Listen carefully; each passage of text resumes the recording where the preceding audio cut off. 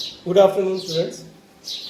In our previous lecture, we discussed the properties of an ideal Fermi gas at higher temperatures, and we also discussed the properties of Bose gas at higher temperatures as well, along with the properties of the Fermi gas. And the reason was that both Bose-Einstein distribution and Fermi-Dirac distribution function, they converge to Maxwell distribution at higher temperatures. We also extracted several thermodynamic properties of Fermi and Bose gas at high temperatures, where we found that the equation of state, which is PV is equals to NKBT, also holds for the bosons, Bose and Fermi gas at high temperatures. So today we are going to discuss the properties of the Fermi gas at absolute zero, that is at T is equal to 0. We know that the properties of metals can be found by understanding the ideal Fermi gas at absolute 0, and the properties of the metals are dominated by the behavior of conduction electrons. And if we recall the free electron model, where the electrons were treated as an ideal gas of fermions near zero temperature, it is an excellent model of the conduction electrons in a metal under most circumstances. Hence, in the following sections, we will investigate the properties of an ideal Fermi gas and briefly discuss its applicability as a model of electrons in metals. So let's first discuss the properties at absolute 0. If we plot the Fermi-Dirac distribution function at absolute 0, we get a step-like function where all the states with energy less than mu are filled up to a certain level, which is known as the Fermi energy, which is equal to the chemical potential at absolute 0, whereas all states greater than mu are empty. That is, n of k will be equal to 1 when n e is less than mu, and n of k is equal to 0 when e is greater than mu. And the consequences of this are very easy to understand, that at t is equal to 0, the system is in its ground state and the particles are distributed among single particle states so that the total energy of the gas is minimum. That is, how the particles will be distributed in this case, in case of Fermi gas, is that the first particle will go into the minimum available energy state, whereas the next particle with the same spin will go into the next available minimum energy state because of the restriction imposed by the Pauli-Exclusion principle. And this will continue until all the electrons have been placed in these single particle states. And we know that we can place 2 electrons in one single particle state with different spins.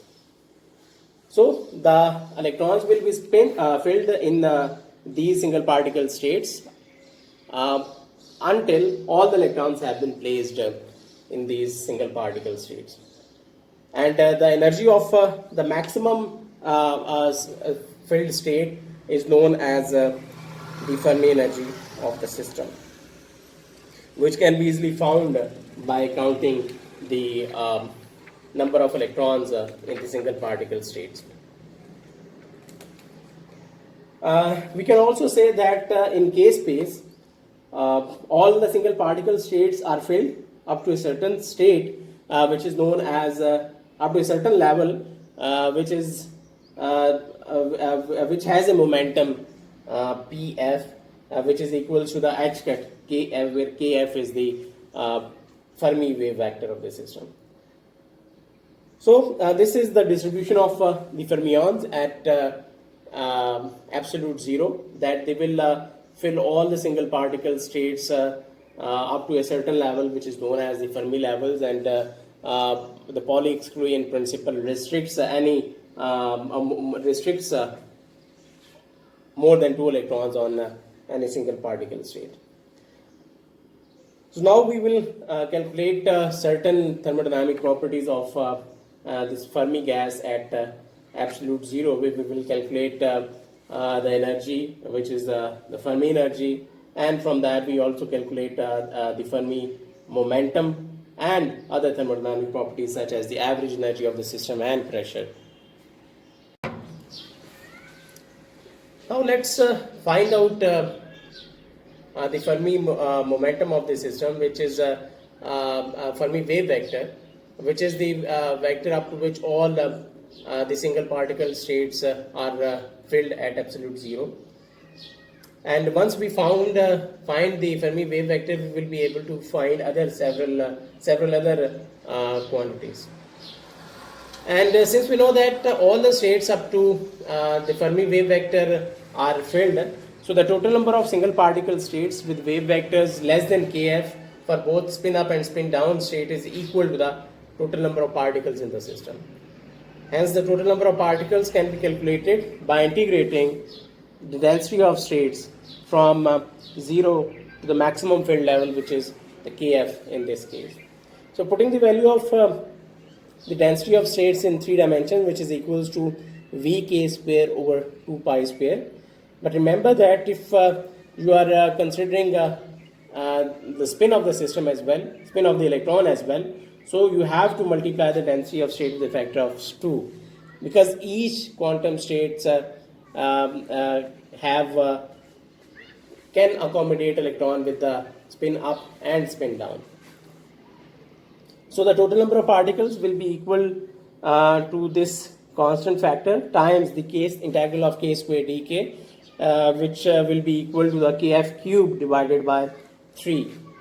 So the kf, the Fermi wave vector, will be equal to 3 pi square into n power 1 by 3, where n is the number density equals to the number of particles per unit volume. And from here we see that the Fermi wave vector is proportional to the n power 1/2 and it depends on the number of particles per unit volume. So once we have found the Fermi wave vector, we are in position to find several other quantities. The first one is the Fermi momentum, Pf, which is defined as h cut kf. So just replace the value of kf, you will get the Fermi momentum. Similarly, the Fermi energy can also be found using the relation h cut square kf square by 2m, and this is this is valid for the non-relativistic particle. So replace the value of kf square in this equation, you will get the Fermi energy of the system. So you can also find out the Fermi velocity, which is equal to h cut kf by m. Just replace the value of kf, you will get the Fermi velocity. And you can see that here that from Fermi energy, the Fermi energy can also be represented as a temperature through the equation Tf is equals to Ef over Kb. This temperature defines the high and low temperature regions of the Fermi system. That is, if the temperature of the system is large compared to Tf, then the Fermi-Dirac distribution tends to Maxwell-Boltzmann distribution. And if the temperature is much lower than Tf, then to a first approximation, we can pretend that the system is in its ground state at t is equal to 0. So in the ground state, the single particle state with k less than kf are full, and those with k larger than kf are empty. That is, we will see that when we will discuss the case of the properties of Fermi gas at low temperatures, you will see that this factor where we have which we have defined as a Fermi temperature will be very useful concept. Now let's find out the internal energy of the system, which will be equal to 2 into summation of k n of k e of k, and converting this sum into an integral, we will have to multiply this factor with the d of k dk, and the limit and the maximum limit will be equal to the kf, the maximum filled state, Fermi vector, that is the wave vector corresponding to the maximum filled state. Now putting the value of n of k and d of k and energy, we will get this equation where n of k will be equal to 1. We know that since n of k is 1 for less whenever k is less than kf, and d of k is equals to vk square over 2 pi square, and energy is equals to h cut square k square by 2m. So putting the values, we will get the average energy, and solving this integral, we will get the average energy equal to vh cut square kf power 5 divided by 10 pi square m. So all these factors are constant, and the internal energy is proportional to the fifth power of the Fermi wave vector. So we can also write the average energy in terms of the Fermi energy of this system by making by doing certain changes, and you will see that the internal energy in terms of the Fermi energy is equals to 3 by 5 NEF. So let's find out the pressure of this Fermi gas at absolute zero, and we know that we extracted this equation of state in our previous lecture, where we noted that the PV is equals to 2/3 of the internal energy of the average internal energy of the system. So putting the value of the average energy, which is equal to 3 by NEF, you will find that the pressure is equals to 2 by 5 N times EF, where N is small and known as the number density of the system. So this is very interesting that we are calculating the properties of an ideal Fermi gas and at absolute zero, and the pressure is not zero at absolute zero and has a finite value. And this pressure is basically a consequence of the Pauli exclusion principle, which allows only one particle to have zero momentum, and two if we consider spin.